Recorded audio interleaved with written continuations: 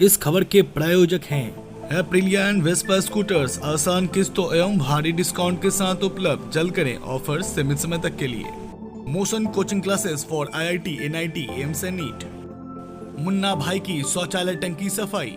Aanchal creation, Motijheel, Muzaffarpur. Maa Vaishnav Puja Bhandar, Bairiya Gulambar, Muzaffarpur. Srijan commerce classes, contact for digital online classes.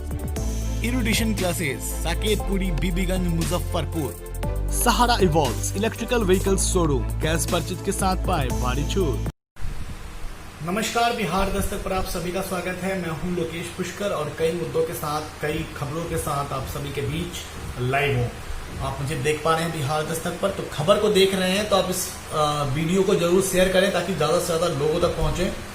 और जो सबसे पहला खबर इस वक्त आ रहा है वो पालीगंज से आ रहा है। पालीगंज की खबर आप सभी को पूर्व में जानकारी हुई होगी कि अभी से पूर्व पालीगंज में एक बारात आया और बारात में जो जितने भी बाराती सम्मिलित हुए उन तमाम लोगों को कोरोना हुआ और लगभग 111 लोगों को कोरोना संक्रमित पाया गया था। हालांकि आपको बताऊं कि अभी जो सीधा अपडेट आ रहा है वो अपडेट ये है कि दूल्हे के पिता के खिलाफ FIR दर्ज हो चुका है। शादी के अगले दिन ही दूल्हे की मौत हो गई थी। पूरी खबर को अगर विस्तार से जानते हैं तो जिलाधिकारी कुमार रवि के निर्देश पर पालीगंज प्रखंड के डी पाली निवासी अंबिका चौधरी पर गुरुवार की देर रात प्राथमिकी दर्ज की गई है। अंबिका चौधरी के पुत्र अनिल कुमार की शादी जो है वो समारोह में 50 से अधिक लोग एकत्रित हुए थे। और जैसा कि अभी के नियम है, जो अभी जिस तरीके से लोगों को अपडेट दिया गया है कि 50 लोगों से ज्यादा लोगों को किसी भी तरीके के समारोह में एकत्रित नहीं होना है। बट इस शादी समारोह में 50 लोग से ज्यादा लोग शामिल हुए थे। प्रोटोकॉल के मानक तथा जितने भी लोग थे उन लोगों ने मास्क का इस्तेमाल नहीं किया था, सोशल डिस्टेंसिंग मेंटेन नहीं किया और उसके साथ साथ कोरोना संक्रमण को जो है उन लोगों ने फैलाया। उक्त आरोप के तहत जो है BDO पालीगंज चिरंजीवी पांडे ने पालीगंज थाने में ही अंबिका चौधरी के खिलाफ प्राथमिकी दर्ज कराई है। भीड़ भाड़ इकट्ठा कर प्रोटोकॉल मानक का उल्लंघन करने तथा कोरोना संक्रमण को बढ़ाने का जो मुख्य भूमिका रही है, इस आधार पर जो है उनके ऊपर FIR दर्ज कराया गया है। इसके साथ साथ जो दूसरी बड़ी खबर आ रही है, एक खबर यह भी है कि चंद्रिका राय के परिवार में तेजस्वी यादव ने, ऐसा कहा जा रहा है कि तेजस्वी यादव ने चंद्रिका राय के परिवार को तोड़ दिया है, उनकी भतीजी को राजद में जुड़वा लिया है। अब ऐसा जो विस्तार से इस खबर को समझने की कोशिश करते हैं तो चंद्रिका राय के बड़े भाई हैं विधान चंद्र राय, जिनकी पुत्री हैं, और विधान चंद्र राय की पुत्री और तेज प्रताप की पत्नी ऐश्वर्या राय जो कि बड़ी बहन है और पेशे से वो डेंटिस्ट हैं। और करिश्मा को तेजस्वी ने गुरुवार को राजद कार्यालय में बड़ी धूमधाम से राजद की सदस्यता दिलाई है। तो ये बड़ी खबर है। चूंकि विधानसभा चुनाव है तो विधानसभा चुनाव के मद्देनजर जब एक बड़ा पॉलिटिकल गेम हो सकता है चंद्रिका राय के परिवार को तोड़ना, क्योंकि चंद्रिका राय इस वक्त राजद को सबसे ज्यादा घात पहुंचाने वाले एक नेताओं में से एक हैं। उसके बाद अगर आपसे बातचीत करते हैं, कोरोना अपडेट को लेकर बातचीत करेंगे तो मुजफ्फरपुर में कोरोना विस्फोट होने के बाद हालात पर काबू पाने के लिए सभी की भूमिका होना जरूरी है। सभी को एकत्रित होकर काम करना होगा। एकत्रित का अर्थ नहीं है कि आप एक साथ आ जाएं।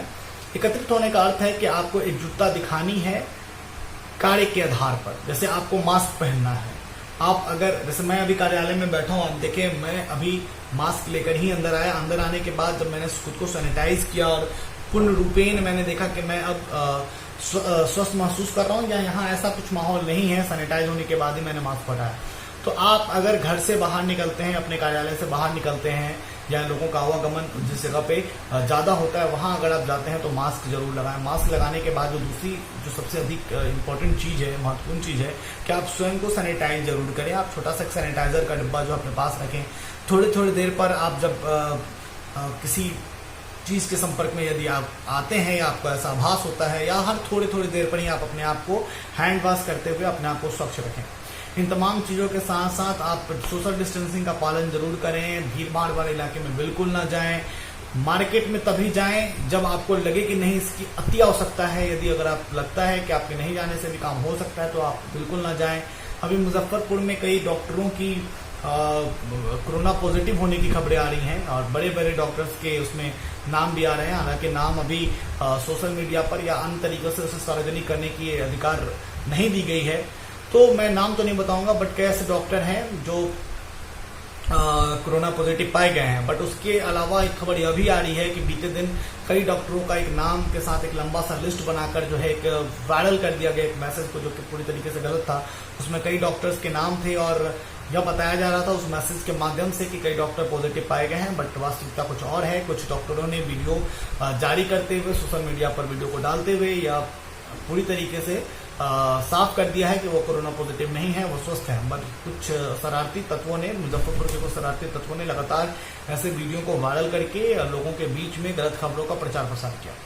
तो ऐसे चीजों से भी बचना चाहिए। अगर किसी मैसेज को आप फॉरवर्ड कर रहे हैं तो उससे पूर्व आप 100 बार सोचिए कि क्या यह मैसेज सही है या गलत है। अगर आप उसकी पुष्टि नहीं कर पाते हैं तो आप उस मैसेज को अपने पास ही सीमित रखें, उसको आगे बढ़ने ना दें। बट यहाँ जब आप देखते हैं कि होता क्या है कि अगर आपके पास कुछ ऐसा तत्व मिल जाता है जो थोड़ा सा रोचक हो और थोड़ा सा मसालेदार हो, तो निश्चित तौर पर उसको लोग ज़्यादा से ज़्यादा फॉरवर्ड करने लगते हैं। बट फॉरवर्ड करने से पूर्व उसके जो परिणाम हो सकते हैं उसके विषय में जरूर सोचिए। उसके साथ साथ मैं आपको बताऊं कि किसी भी कोरोना संक्रमित मरीज का नाम सार्वजनिक करना तो अपराध है। तो जब उसकी आपको आज़ादी ही नहीं है, अगर आपको उसका अनुमति नहीं है, तो आप कैसे किसी का नाम फॉरवर्ड करें? इस तमाम चीज़ों को आप विचार करें। इसके अलावा अभी उत्तर प्रदेश से एक बड़ी खबर आ रही है। उत्तर प्रदेश में एक बहुत ही नामी गिरामी वहाँ का एक मास्टरमाइंड अपराधी रहा है, जो अभी लगातार कई दिनों से प्रशासन के नज़र में बना हुआ था। 1993 में उसने सबसे पहला अपराध किया था और तब से वो पुलिस की निगाहों में था। अभी बीती रात उसके घर जब पुलिस उसको अरेस्ट करने के लिए पहुंचती है तो अंधाधुंध उन पर फायरिंग करता है और इस हादसे में उत्तर प्रदेश पुलिस के 8 लोग शहीद हो चुके हैं। तो ये एक बड़ी दुखद खबर आ रही है उत्तर प्रदेश से। इस पर सरकार को, वहाँ की सरकार से अपील करता हूँ, आप सभी के माध्यम से अपील करता हूँ कि वहाँ की सरकार को निश्चित तौर पर कुछ कड़ा रुख अपनाते हुए इस अपराधी को जल्द से जल्द गिरफ्तार करना चाहिए। इन तमाम खबरों के साथ मैं आपको यह भी बताऊं कि पूरे देश भर में कोरोना का प्रकोप बढ़ रहा है। इस वजह से अगर आप बाहर से कोई अगर व्यक्ति आपके पास आता है तो उसके पास उसके संक्रमण में जाने से या उसके पास जाने से आप बचें और स्वयं को सुरक्षित रखें। इन तमाम खबरों के साथ बने रहें बिहार दस्तक पर। फिर आपके पास आता रहूंगा, कई मुद्दों पर आपसे बातचीत होगी, कई मुद्दों पर नए विचारों को मैं आपके साथ साझा करूंगा। कई माध्यमों से आप तक पहुंचने की मैं कोशिश लगातार करता रहता हूं। मेरा उद्देश्य होता है कि आप जो तमाम ऐसी चीज़ें हैं जो दब गई हैं या ऐसी चीज़ें जो, जैसे आप खबरें तो हर जगह पढ़ लेते हैं, तो मैं सिर्फ और सिर्फ खबरों को ही आप तक पहुंचाने की कोशिश नहीं करता हूं। मेरा उद्देश्य होता है कि आप तक वो खबरें पहुंचे जिसको आप नज़रअंदाज कर देते हैं, पर जिसका अपना ही एक महत्व है। कुछ ऐसे खबर जिनको नज़रअंदाज कर देने की वजह से आप एक सिलसिला चलता चला आया है कि आज 1947 में जब देश आज़ाद हुआ था तब से लेकर आज तक में एक बड़ा बदलाव यह है कि हमें भी अब उसी तरीके से गुलामी के साथ रहने की आदत हो गई है। पहले हम अंग्रेजों के द्वारा गुलाम थे और आज हम यहाँ की राजनीतिक पार्टियों के द्वारा गुलामी सह रहे हैं। हम जैसे राजनेता कहते हैं, जैसे बड़े बड़े लोग कहते हैं, उस तरीके से हम करने और सोचने पर विवश हैं। पर इस व्यवस्था को हटाना है, इस व्यवस्था को खत्म करना है। खत्म करने के पीछे का उद्देश्य यह है कि समझना होगा कि हम ही और आप हैं जो ये ताकत देते हैं किसी भी राजनेता को। ये हम ही और आप हैं जो डिसाइड करते हैं, जो निर्णय लेते हैं कि इस देश का प्रतिनिधित्व कौन करेगा, कौन होगा केंद्र में, कौन होगा राज्य में। हम ही लोग हैं जो ये निर्णय करते हैं या चयन करते हैं कि कौन हमारे देश का प्रधानमंत्री बनेगा तो कौन हमारे राज्य का मुख्यमंत्री बनेगा। तो यह जो हमारी ताकत है, इन ताकतों को समझने की आवश्यकता है। हम किसी तरीके के लोभ प्रलोभ में आ जाते हैं, हम लोगों के हाथों बिक जाते हैं, लोगों के द्वारा गुलामी घुसाने की आदत हो गई हमारी। तो कहीं ना कहीं मैं ऐसा समझता हूँ कि जेनेटिक जो चलता चला रहा है गुलामी का, इस चीज़ को खत्म करने की आवश्यकता है।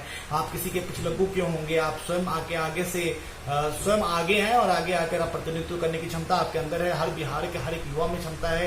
यहाँ के जो बुजुर्ग हैं उनका जो अनुभव है, यह अनुभव भी काफ़ी हद तक हमें मददगार साबित होगा। तो हम सभी को आगे आके काम करने की आवश्यकता है, किसी के पिछलग्गू बनने की आवश्यकता नहीं है।